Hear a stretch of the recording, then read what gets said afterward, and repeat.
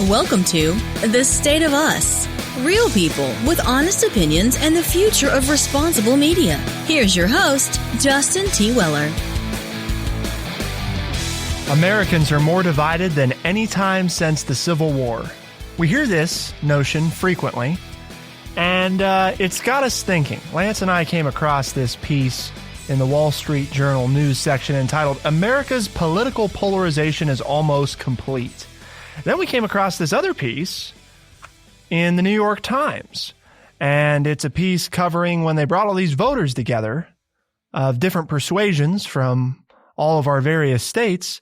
Some very interesting things occurred. So today, what we're looking at is where's the truth in this notion, the divide, particularly from an economic side, as you might expect from the Wall Street Journal. We're going to look at that, what's causing the split, but then also why there's cause for hope. So we've got a lot to discuss, and the reason that you care is pretty straightforward. This affects all of us.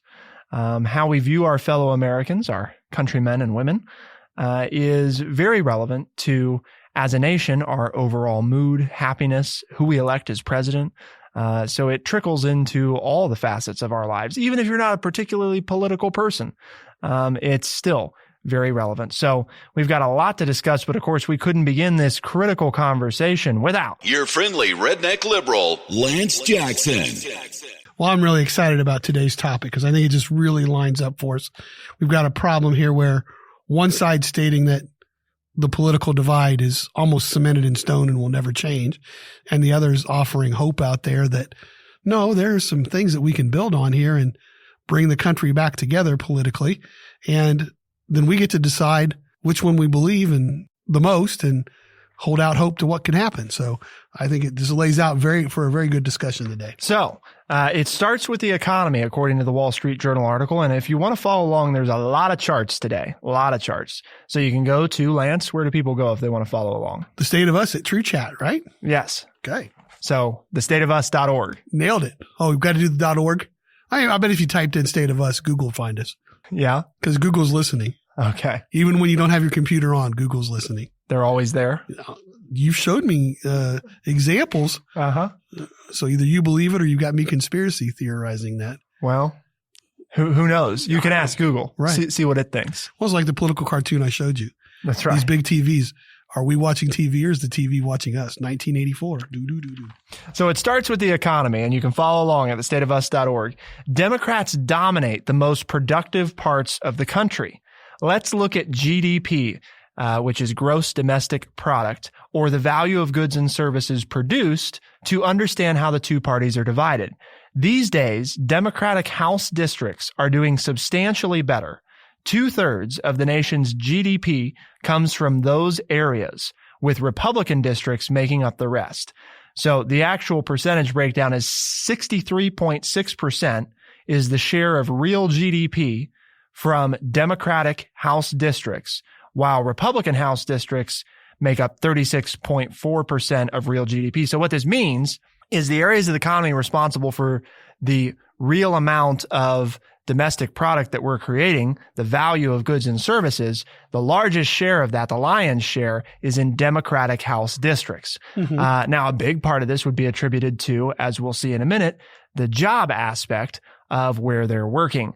I guess it's not surprising as much as it is just kind of interesting. I'm not sure that if I had been asked to put a percentage to it, that I would have, made the... I see what you're saying. I'm not sure that I would have guessed that it was quite...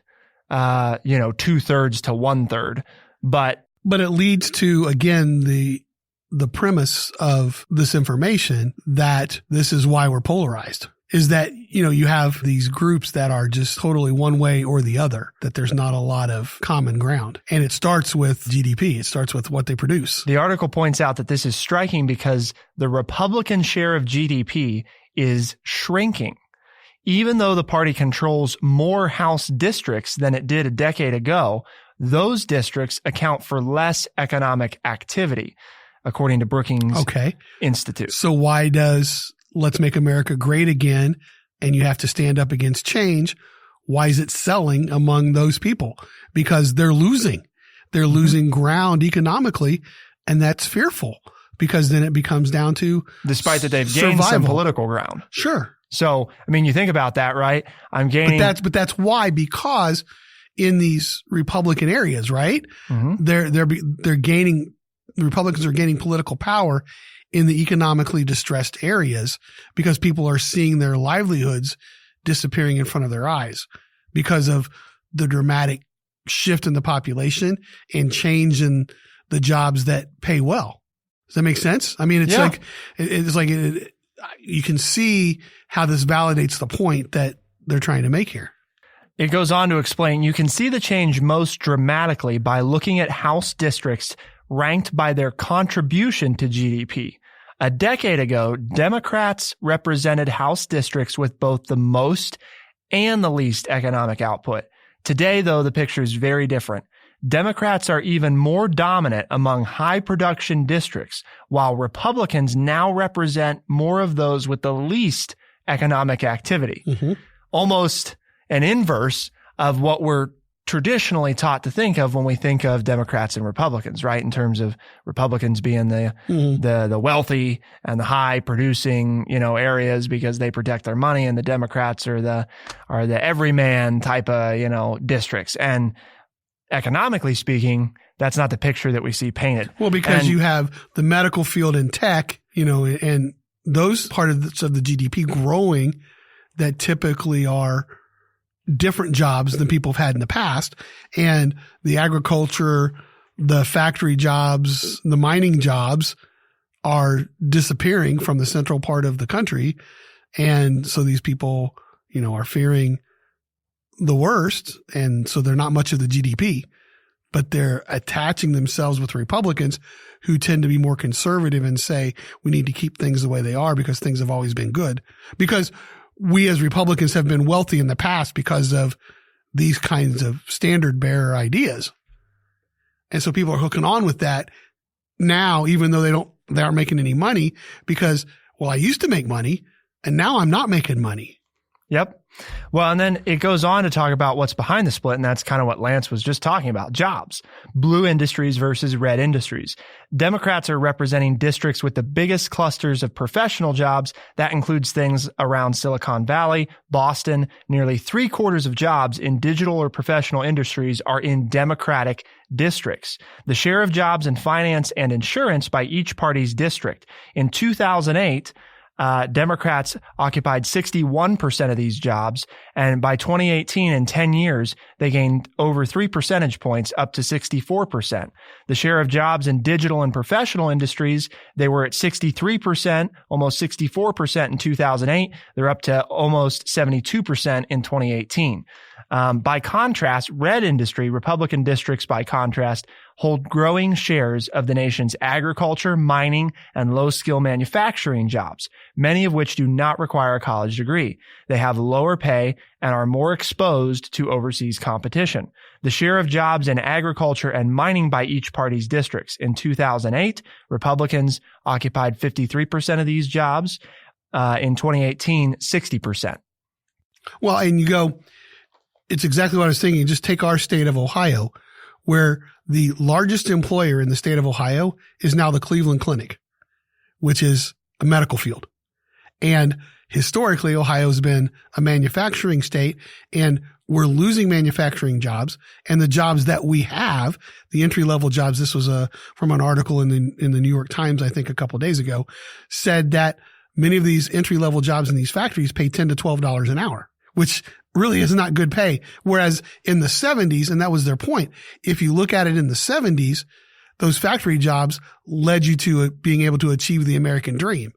Today, those jobs put you at the bottom of the economic totem pole. So it just shows the shift here in the Midwest. And, you're getting more coastal. You talk about Silicon Valley and you talk about Boston being heavy, making money.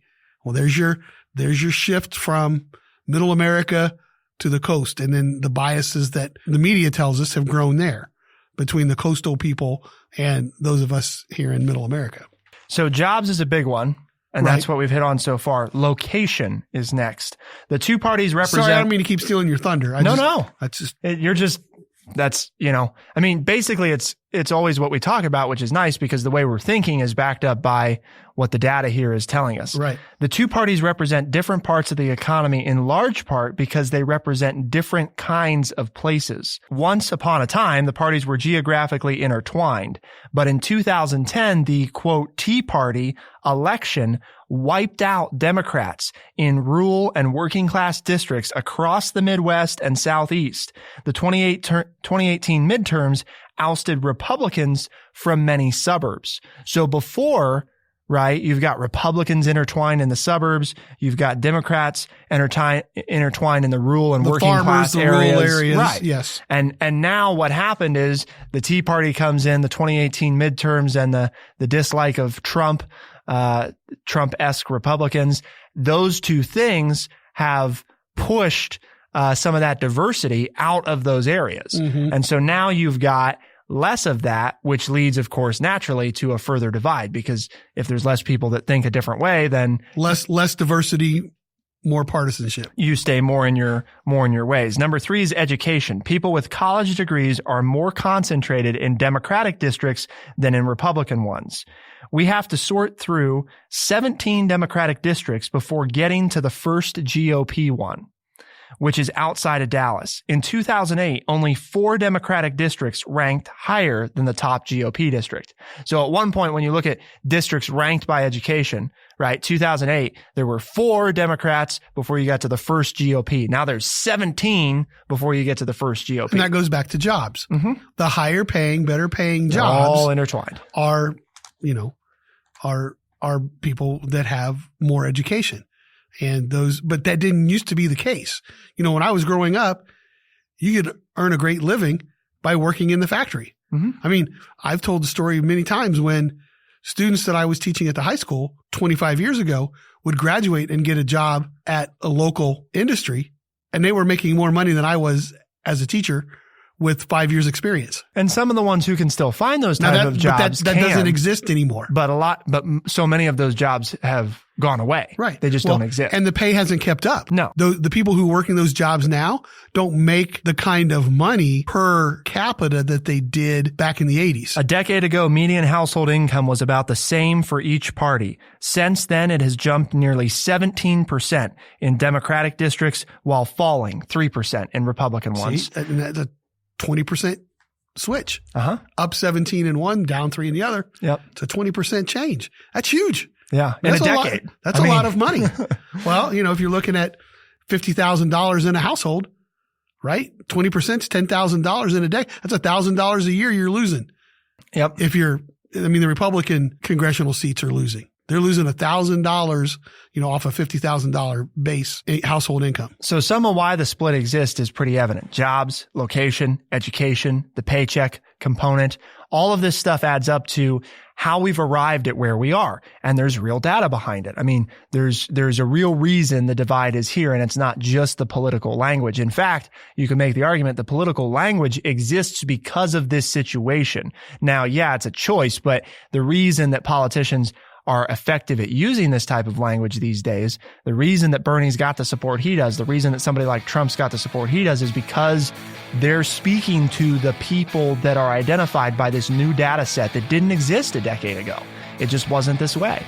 But we're going to talk about why there's hope. There was an interesting piece in the New York Times, brought together some people from across the country, and they talked about these issues, and something fascinating occurred. So we've got that to talk about and plenty more. So keep it right here on The State of Us, and we'll be right back.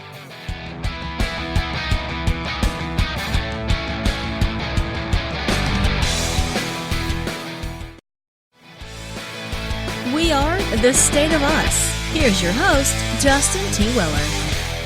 America's political polarization is almost complete. Well, it was a statement in the Wall Street Journal. Now we're going to switch to the New York Times, and we'll add a question mark instead of a period. Now we're asking the question, is America's political polarization almost complete? So what do you got for us, Lance? Well, this is from the New York Times, and it's a lot of pictures, but it's basically And people can follow along, right? Right. They brought in the way it starts. These are a little over 500 people who in late September were brought in to Dallas to discuss politics. And the voters arrived from all over the country. 9 of them named John. 10 who'd come from mobile homes, 4 who lived in South Dakota, 27 considered themselves extremely conservative, 30 said they were extremely liberal, 21 were out of work and looking for a job, 2 came with service dogs. At least 1 did not tell her parents she was coming here because talking politics is so hard at home that she didn't want to admit she was flying to Texas to talk politics with people she didn't know. Over 4 days, mostly in small groups, they debated policy proposals in a 55-page briefing booklet that made little mention of whom the proposals came from. Partisan trigger words like Democrats, Republicans, progressives, conservatives were by design largely missing from the text. The language voters themselves used was often personal rather than political. So here you go. You bring people in from all 50 states. Does it tell us how many total people they brought in? I'm thinking it was 529. That's what I thought. I was going to say it was 500 something, I thought. I just wanted to provide that reference because you were doing some of the numbers at the beginning there with how many people had X, Y, or Z. And it's from all over the country, almost every state. Not quite, I think, but almost every state. And I think it was about 500 people. Yeah, the things just keep saying over 500. Yeah. Oh, there were 526 of them. You were close. I thought 529. So it's interesting because the idea was we're going to take all the partisanship out. We're going to bring in all of these people who represent partisanship and their political ideas, and we're going to have them sit down and just discuss the topics as humans, as individuals. You know what? It sounds like, Lance, is a little bit like the 2016 policy playbook for America's Next President from No Labels, which is a nonpartisan group out of Washington. And they did all that polling where they didn't give anybody, they didn't tell them whose idea it was, right? They just polled these different policy ideas and they found out where Americans stood. And in fact, I think it's okay now to tease, in an upcoming episode, we're going to be having on the author of a new book from No Labels. His name's Ryan Clancy, and the book is entitled The Ultimate Guide to the 2020 Election. I actually have it here in the studio. Lance and I are reading the advanced copies of the book, and we're gonna have him on and run through it. But it's really interesting because it's kind of in this same vein. Well, it's like you always say too, and I'm going to read some quotes from the people there because this was a meeting about people. This wasn't about ideas. It was about people. And the sample was designed to be representative of voters by age, race, gender, educational attainment, and geography. For many of these variables, the group picture here closely matches the population of registered voters in America. And I just want to read this when we talk about the media and we talk about all the people who are getting their ideas and their thoughts about the other side. Here's a young lady from North Carolina, 29. She says, when you can bring 500 plus people and sit strangers in a room and nobody's yelling, nobody's disrespecting anybody, nobody's throwing anything, nobody's using foul language, it is a contrast to what I've seen in the media. So again, are we looking at things because this is what people are telling us we need to do, or is it really happening?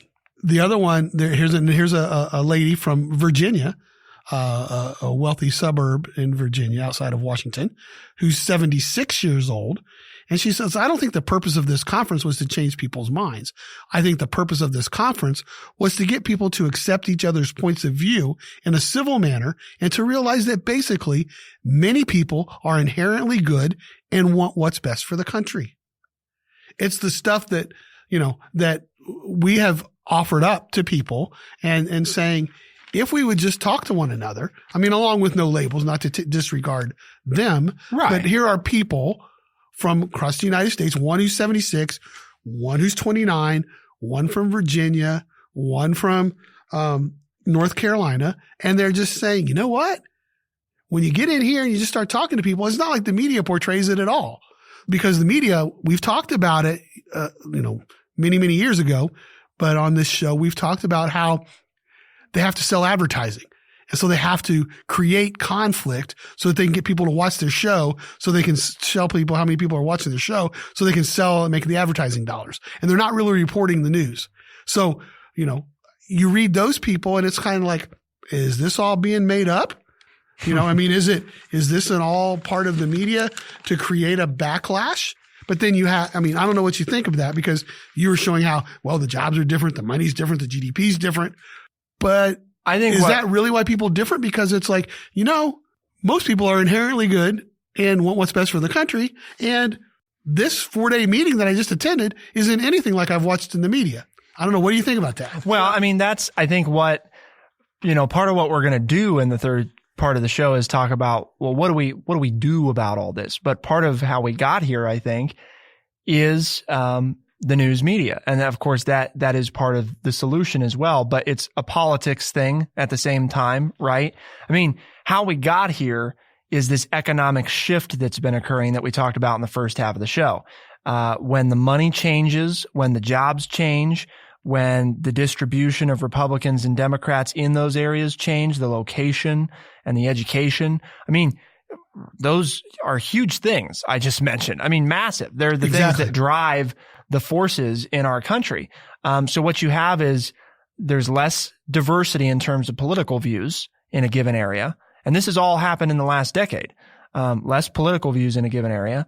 The money distribution shifted, so it becomes more us versus them. And now I have less empathy and sympathy for them because none of them live near me. I don't know any of them, It's just, if I live in the Midwest, it's those East Coast, West Coast elites who think they know better.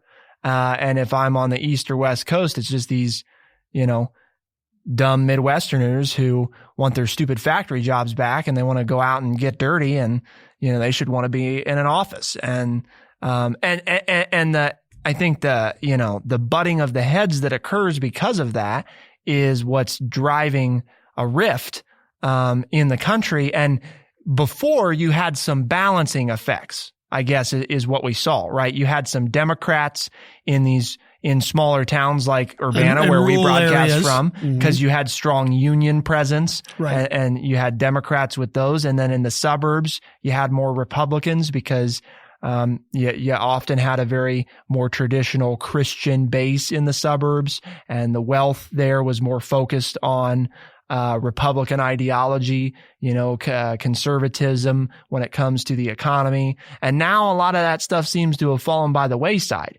Both parties have kind of dropped any semblance of fiscal responsibility at all.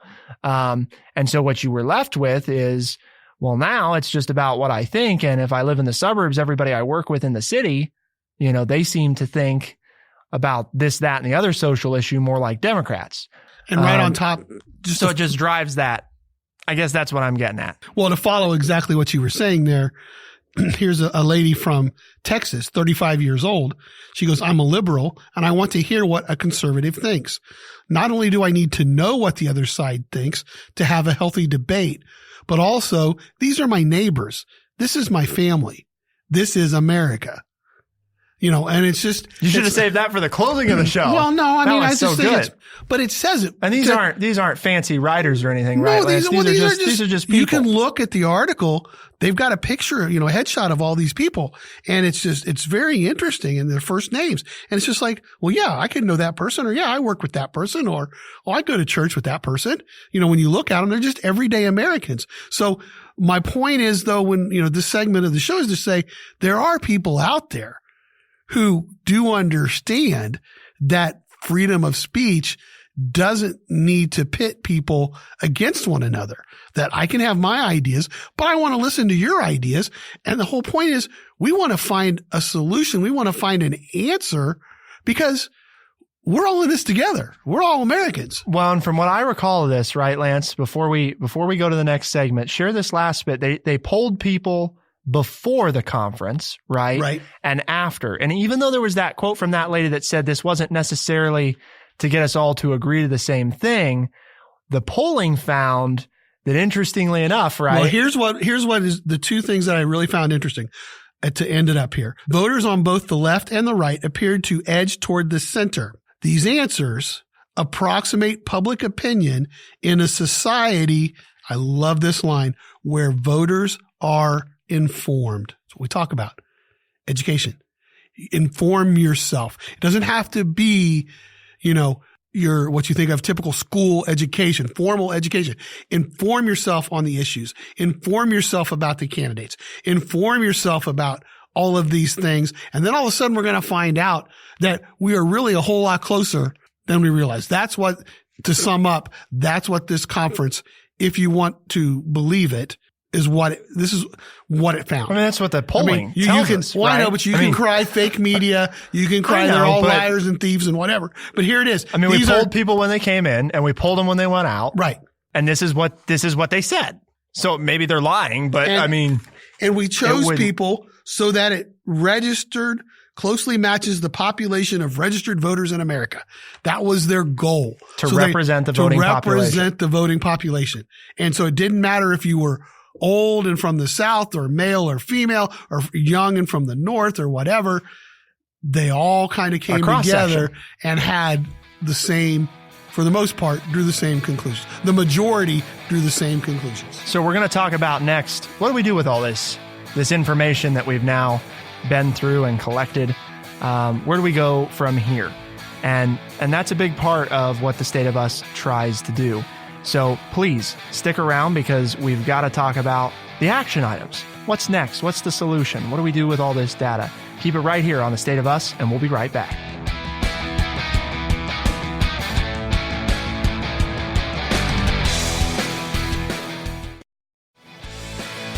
We are the State of Us. Here's your host, Justin T. Weller. Is America's political polarization complete? Not quite. Not quite. We've looked at the economic side of this, why the economic shift has occurred, jobs, location, education, the paycheck component, all big contributing factors to why, in just a decade's time, Lance, the nation has become more divided. Here in just a second, we're going to hear from our producer, Bradley. I want to get his quick input on this before Lance and I start diving into the solution. But Lance, this section of the show is where we try to talk about where do we go from here? What can we, you and I, but moreover, what can all of you listening at home, in the car, while you're working out, whatever you're doing, you're part of this. What can you do to help further things like what happened here that the New York Times looked at? So, Lance, the reason we would do that is because all of the shows on TrueChat pursue a common goal, right? And we've got a mission. And what is that mission? Well, our mission statement is to educate people by providing honest, open, and respectful conversations. You like educating people, right? I do believe in that. Yes. Okay. And I do believe in, and I enjoy a healthy, respectful debate on topics. And we try to do that, right? Sure. Those honest, open, respectful conversations. Well, we hope so, because that's the reason we do the show. So if we're not doing that, you got to let us know. But because that's what we are attempting to do every time we get behind the mics. So before the show, we were talking with Bradley. He's another one of the producers for the State of Us. You usually hear from Caleb, but we were talking with Bradley, and he was telling us about this paper he wrote at one point. In fact, about his experience here at TrueChat, and kind of a little bit about dialogue and the power of that. So Bradley, if you would, tell the listeners a little bit about what you were telling us before the show. Yeah, so the title of the paper is actually The Power of Dialogue. And in the paper, I basically just talk about what healthy dialogue can do for our society, our country, looking forward, and especially with this polarization that we're seeing nowadays, just talking about what dialogue can actually do as far as mending that polarization. And you, Bradley, actually attended school at a high school not far from the studio, but technically in a different community, small school, right? Your class size is like how many? Like 60 to 70. Okay. Yeah. What do you see amongst classmates? Is it relatively along that vein? Do most people seem to have a single political view, or do they share mostly a similar political view, or is there a decent amount of cross-section there? So being from a small community, it makes differences few and far between, obviously. So that comes with not just with the way people look, but also their beliefs and how we're raised. And being from the same school system, we're all taught very similarly, and we're all very tight-knit. So yeah, I would say we're all I do hear a lot of the same political views. So part of the reason I asked Bradley is him and I are far enough apart in age that he's more at the back end of this decade shift, and I was more at the front end of the decade shift in this change, and just curious to kind of see how it differs. But the things I wrote down, Lance, were beforehand, I wrote down and I told you, I think that the two big contributing things to where do we go from here? Mhm. How do we make things better? You know me, I'm going to mention the news media, right? Sure. Our good old Your pals. arch villain. Yeah. That you fight that windmill constantly. You think am I making any headway? I don't think so. Not so far. Well, we're making headway on this show. Sure. I mean, we made a lot of headway. And hopefully, right, we're going to keep making headway on this show. That's the plan.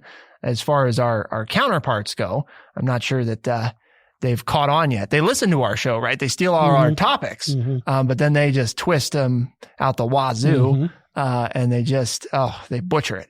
But they blow a great opportunity. Yes, it's a good way to put it. But I do think it starts there because when you watch, I mean, like, for example, I remember when I was in high school, my government teacher, okay, who I think would probably still identify as a Republican for the most part, definitely did at the time. He watched CNN. Like, that was his news source. And one of the reasons he cited is because he felt that they were not in the center, but they were kind of like as close as you could get to that. Like, he felt like they tried to do a decent job of not coming off, of presenting the facts and not being partisan. Right. Doing the news, and since then, I think it's less about even skewing the news as much as it is, these have just become 24/7 commentary channels. Nothing wrong with commentary. I mean, that's what Lance and I do all the time. The problem is when you blur the lines between news and commentary and you just, interweave it, and you don't do anything to acknowledge to people that that's what you're doing. I mean, you could say by some measures that's what this show does, Lance. We try to present some information. What they do that you don't really like, I mean, if you just get to the nuts and bolts of this, is you don't like the panel. No, we don't have a panel. No, this is just two guys or three. I don't like the just panel. Sitting around talking. The panel makes me upset. The only thing we do that's not good that we both agree on is that we don't have enough of a female perspective on the show. And it's not that we're not trying. And possibly a conservative. We would love a conservative female perspective. Yeah. That would be great. I think we have some of the conservative perspective. It depends on what you're talking about, But yeah, I mean, that is the nuts and bolts of it. I think we're just more honest about, look, we're sharing our opinion, and also we give you access to the articles that we feel like do a good job of laying out the facts. What happens on these cable news networks is we give you, 2 minutes of the story, and then we give you the next 45 minutes, and we never made any distinction. And we don't give you access to the information. So a lot of people tune in as this is their source of news. And instead, what they actually come away with is mostly commentary. Right. And we've never been under this banner of we're trying to provide you the news per se. Well, but I'm just going to say this. This is, I don't know, and you can say I'm done and take over from here on out. But the way I want to talk about the solution here is I believe that polarization does exist after looking at these two articles in my own interpretation, but it won't last. This is your new theme. Well, and it's also, though, again, one of my titles, the senior historian, is that this is not new. It's like, oh my gosh, the country's going to fall apart. We're so far apart. We're never going to be together again, blah, blah, blah. You can go back and take any period in history. And if you look long enough, you can start to find periods of polarization, periods where, and then people got tired of it, just like that's what Americans are so great about. We'll go one direction, and then it's like, no, this isn't right. This isn't really what we want. And we all come back, and then sometimes we start to skew the other direction, but we all come back from that as well. And this is just another phase we're going through. And I believe in our country. I believe in our freedoms. I believe in our Constitution, to the fact that, no, I really do think that, the first segment of the show, the first article, polarization does exist for all of those reasons and the rationales and the examples they were using. But it's not going to last, because if you listen to the second segment of the show, people out there don't want it to last. They're like, dang, when I start talking to people, and this is America, and these are my American brethren, and we're all in this together, and we have to find solutions, and we have to, so both exist. And so when both exist, we're going to pull back to the middle. Again, don't ask me to predict when. That's where everybody is wrong by saying, well, it's going to happen here, or this election will show, or, this law will make. No, it's not. It's going to be gradual. And I think that's part of the problem too, is that in this instant gratification society we live in, we want it all to change quickly. Well, American politics doesn't work that way. Never has. As far as I'm concerned, it never will. I will make that prediction. But at least as long as I'm here, which, another 30, 40 years, whatever, I'm going to be a crotchety old man one of these days. Don't say that I already am, because I'm going to be older and more crotchetier. Okay. The older crotcheteer. Right. Crotcheteer. Old redneck liberal. Yeah. That's right. Then you'll be the old friendly redneck liberal. Right. So polarization does exist, but it's not going to last. So I think there's a little bit of truth to take from both of these articles. And I think that's the positive thing to say. One thing is that it does exist, but it's not going to be there forever. And it is starting to break down. Yeah. You talked about no labels. We talk about these people getting together. We talked about, we read the quotes from these people. And the fact our show, people like Bradley coming in, all of and these things, right? Hearing about this one person at a time. And that's what's great about America is that the voice of America are its citizens. It's not the president, whether it's a president you like or don't like. It's not the president. It's not Congress. It's not the Supreme Court. They try to have a big voice, but when they get out of line, the power, as it says, we the people of the United States of America. That's where it rests. And when we get tired of all their falderall and all their messing around, we say, nah, doesn't work that way, guys, ladies, people. It comes back to us, and this is what we want, and you're going to do it the way we want it. So the two big things that I'll say that are key to, because I agree with you from the standpoint that I think it is absolutely possible for us to move past and out of this. I think that's absolutely possible. The two big keys that I become convinced of, and I'm reading a book, and I promise at some point we are going to get this up on the website. Lance and I talked about it. It just hasn't happened yet because lo and behold, as is everything, it takes more time and more energy than anticipated. But we do want to put our book list on thestateofus.org for you guys so that you can for all of our listeners out there, so that you can kind of see again, we try to be real transparent with our process and how we come up with this stuff. So you know why we're thinking the way we are. Right. You can go read these books as well and you say, oh, now I see where they got that idea. Which is what that New York Times thing is all about. But I'm reading, I'm actually not reading it yet, but Brett, my fiance, got this for me. And it's called, I'm not going to say the actual word because the way it's written is actually like bleeps part of it out on the book title, but it's by the main whistleblower from the Cambridge Analytica team who brought everything to light. It's the book he wrote. Okay. And I've been kind of getting more deep into this as of late. I'm disappointed in myself that I didn't pay more attention to it. And it's probably, and this isn't to offset the responsibility, but it is probably in part the way that a lot of the news media covered it. I just had no taste for it at all. Netflix did this great little bit on it called The Great Hack. And then I've got this book and I'm now more interested in it and I'm getting my mind wrapped around it. So I think the reason I'm bringing all this up is the two things that are critical. We protect the integrity of the free flow of information in this country. And that comes in so many forms. I mean, that's the one single thing. I shouldn't say it's two separate things because that other thing falls under this. And that means protecting ourselves from foreign nationals, foreign countries that are trying to interfere in the free flow of information. And lo and behold, the people that have the biggest interest in that, Russia and China. Why? Mm-hmm. Because that's not the type of society they have. Okay. Don't forget, their people they don't have things like the New York Times and the Wall Street Journal, right? They have things that are like them, but it's whatever the government wants you to think. And that's one of the so important things to making sure, even though I rag on the news media all the time, I also try to highlight now the cable news media. I still think there's good journalists in this country who want to do the right thing. And protecting that flow of information and people to express themselves freely is so important. And I think tying into that, education, particularly higher education, this whole censorship business thing that's been going on lately. I think Lance is on the same page. Not good. Not good. Not at all. I don't want to offend people. Okay. But at the same time, we can't just shut down conversations just because people are offended. That doesn't work. It does, sort of, but it does not solve the root of that problem. It only makes it worse. That's the book that I've been wanting you to read that I've got to get you talking about. Can't do that. The hurting of a whole generation of Americans. Yeah. With all this bullying and everything else. And it's like, we can't let people speak their minds. There's a difference between bullying and letting someone have free speech. That's right. And just because you don't agree with it, that's not bullying. Yeah. They need to have we need to keep that right to free speech.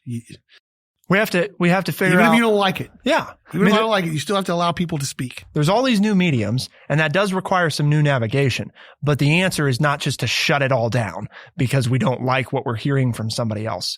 That will not bring us closer together. It will only make the wedge worse. It doesn't fly at all. Yeah. So let us know your thoughts. thestateofus.org, links to social media there. And Lance, we've challenged people, right, to bring them into the conversation. Have them listen to this show, because that is truly, when we say that, that's not just because we want more listeners. I mean, we do want that, obviously. But that is why we do this. Is because we want to spread this message and this word that it doesn't have to be the way that you find it everywhere else. It doesn't have to be like that. So what are the ways that our listeners right now can invite others to tune in? Well, you can use Spotify, Stitcher, Apple Podcasts, or anywhere else fine podcasts are found. For The State of Us on TrueChat in Urbana, Ohio, I'm Justin T. Weller. And I'm Lance Jackson. Special thanks to Bradley, our producer, for being on today. We'll see you next time on The State of Us. Be the change.